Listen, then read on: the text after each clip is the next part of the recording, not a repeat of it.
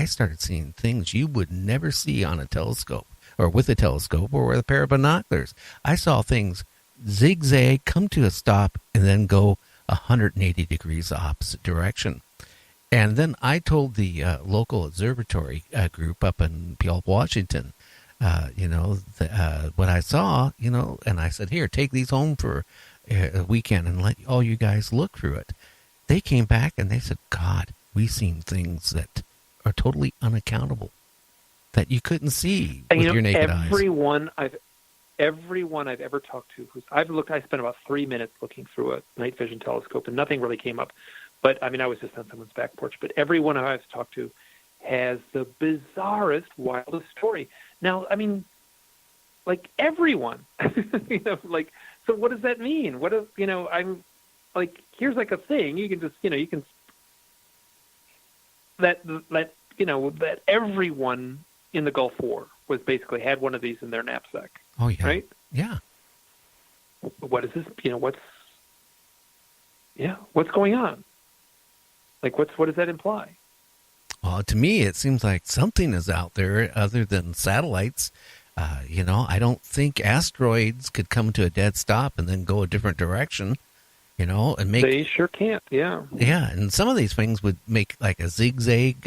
It was weird. I spent, days and days, and I think I sold so many of the infrared binoculars, the military-type ones, to, people after I told them what I saw. And everybody, I never had one person come back and say they didn't see anything.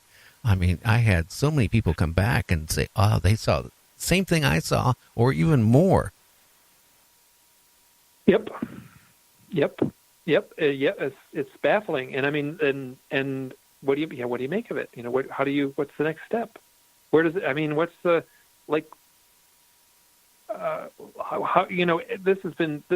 when did you say that was? Oh, around 2004, right around there.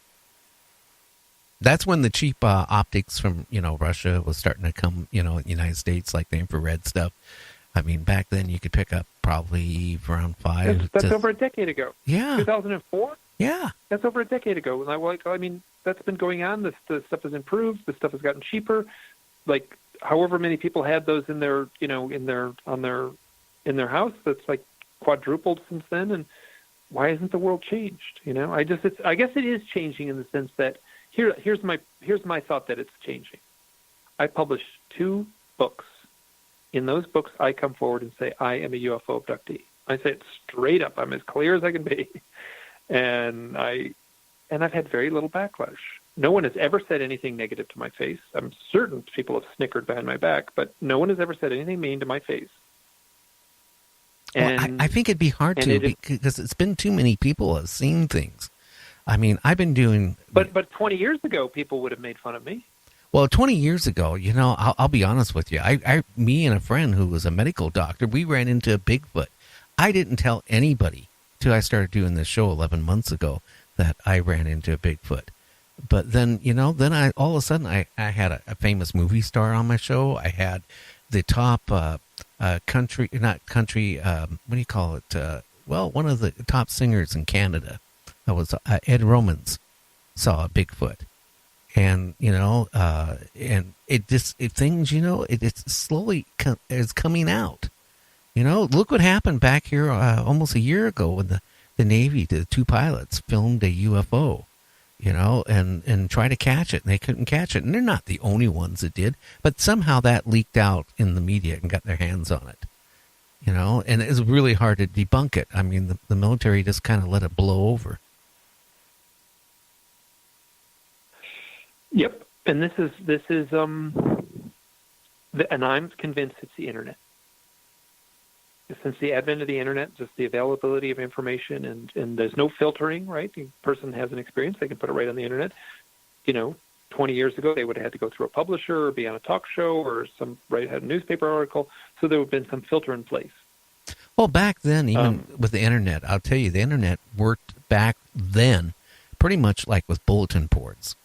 So you got on your computer, you went on, signed on the bulletin board, you posted it on a bulletin board, people would read it. Now you put it on the internet, like on YouTube or Facebook, and millions of people see it almost instantly. Yeah. And the thing Yep. is, And so it's democratized the paranormal. well, you know what though, Yeah.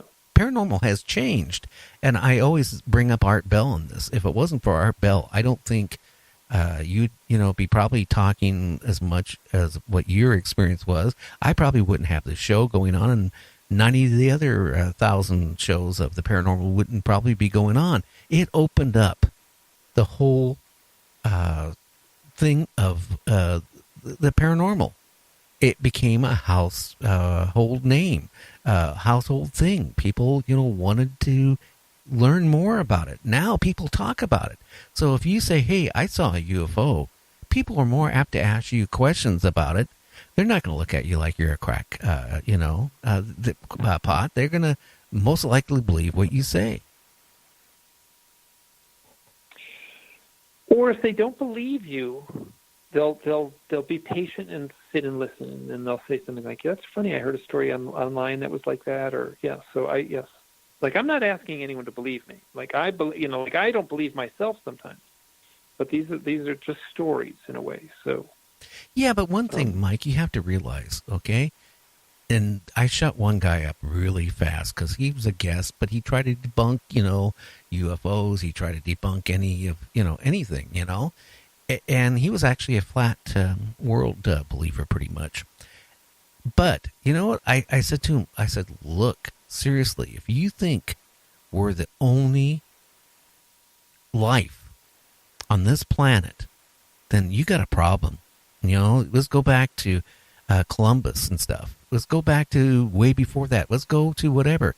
There has to be life in other planets, other solar systems. It's not going to end. I mean, it's a fact right now. The Sphinx, and I brought this up the other night, they have done testing on the backside of it and come to the conclusion that wasn't wear on the back of it from sand. That was from the ocean. So it was under the ocean at one point. That means it was there before us came to this earth. it's all, yes, we're dealing with genuine mysteries. We're dealing with profound, powerful mysteries. And all we end up with, in a way, are these kind of outlying stories, so that, like whatever's going on, whatever that mystery is grand. It's a big, wild, crazy mystery. Like, how did those UFO occupants orchestrate that Monday, Tuesday event where I got to talk to Kelly and Susan back to back and got nearly identical stories? That was powerful to me. Oh, yeah. That just the synchronicity of those happening, to how that happened. It felt orchestrated. Who orchestrated it? Why did they orchestrate it? If you're going to ask the UFO question, you got to ask those questions too, right? So my sense is we're we're incapable. We're like a little too. We're like on this side of the 5-dimensional realm, right? We're in this realm where we can't see through time. We can't see through space. We can't talk telepathically. Wherever they are, they can do all that stuff, in my opinion. So they have they have abilities that we would call magic. So all I'm really interested in, I speculate. Yes, I speculate all over the place. But what I'm more interested in is telling these stories and just letting the weirdness of these stories sink in the way you would tell a campfire story, right? You tell a good campfire story, a good spooky campfire story. At the end, you don't have to explain it, right? No, but you might not be able to sleep, though, at night afterwards. I'll tell you that much. You sure might. Yeah, actually, you might not be able to. Yeah. Well, like your owl thing, I still come to my feeling. Now, everybody's going to have a different feeling.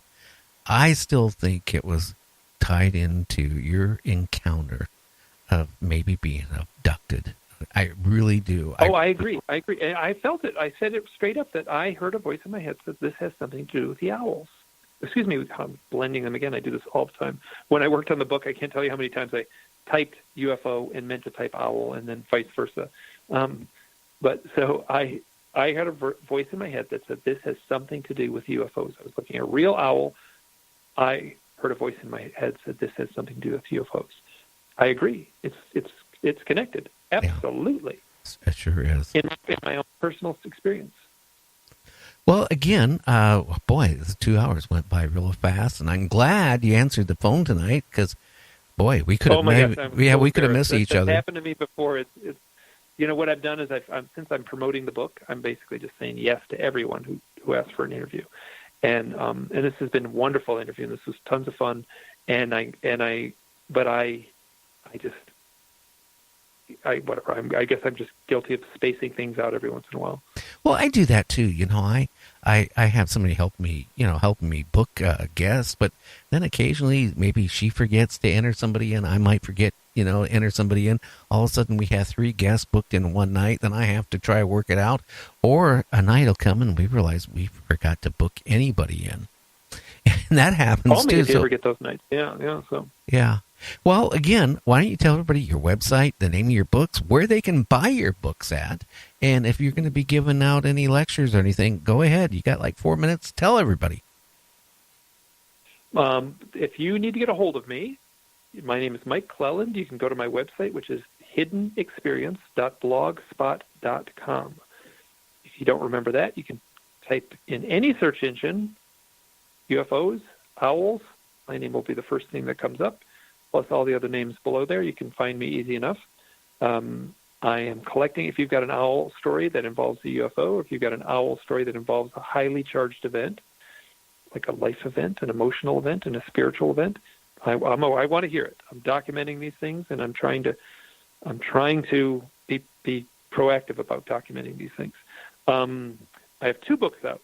One is called The Messengers. One is called Stories from the Messengers. The first book is my attempt to get this point across. It took 400 pages. It's 2 stories. It's my own story, my own life journey, my UFO experiences, my contact experiences, as well as my research into owls, my personal experiences with owls. The second book is titled Stories from the Messengers. That is a book. It's 19 chapters. Each chapter reads like a short story, and I just needed to tell some of these stories more fully and more completely. It broke my heart in the first book that I would to make my point, I would tell a little story. The story would be all of a paragraph long. Talk to someone on the phone for 6 hours, you realize they have this monumental novel that needs to be written. Oh yeah. And all I did was share, a handful of sentences, and it broke my heart. So I realized that I had to honor these stories, and so that second book is those longer, more complex, more elusive, more mixed up stories.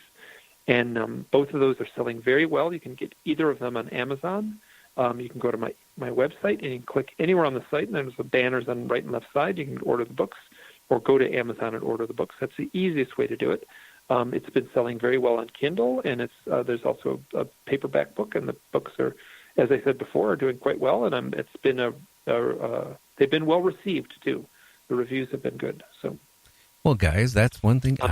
It sounds like it would be, the one book might be a 2-weekend read, but I mean, hey, it's definitely worth the read. I mean, I've been reading the reviews about your books, and I mean, everybody loves it. So, I mean, I think you really hit on something that is really interesting out there for people to read. Well, it's and it's funny because I didn't invent the owl thing, right? So someone else, other people had I'm following in the footsteps of people ahead of me. So there's other books out there that had a paragraph on owls or a half page on owls, and I found those and I looked them up and because of those experiences in the mountains, back in 2006, I just felt like my life path just shifted in that moment. Oh yeah. Well, hey, I enjoyed having you on. I was going to talk to you about Mothman, too, but maybe I can talk to you coming in, back on the show here in a couple months from now. We can talk a little bit more about, what's going on and, about more people responding. No, I don't know much about Mothman, except that there was some of the debunkers tried to dismiss it as a giant owl.